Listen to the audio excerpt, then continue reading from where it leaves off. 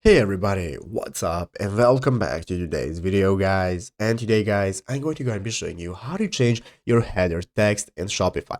This is a very simple thing to do, so make sure to watch this quick and easy video till the very end and follow my steps correctly so you can make sure that this works the same for you and you can do this yourself. But yeah guys, let's get straight into it. So the first thing you want to do is to go ahead and open up the official Shopify website right here, shopify.com if you have not already. And after opening it up, you'll be greeted by this main page right here where we want to go ahead and log into your Shopify account. After logging in, you'll be greeted by the home page where we can get started with editing our store with all the options we have right here, such as home, orders, products, and so on.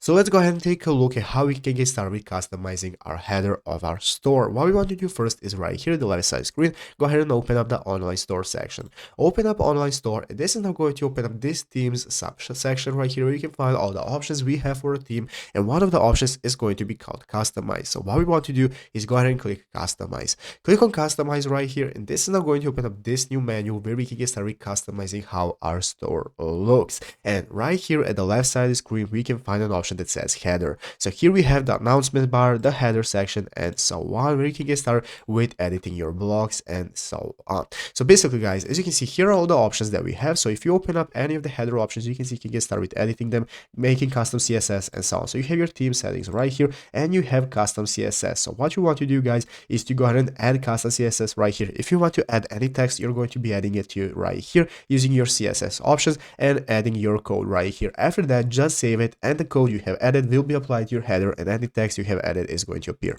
But yeah guys, basically that is how to do it. So I hope this video was helpful. If it was, make sure to leave a like, subscribe to the channel. So you guys, thank you for watching, take care and bye.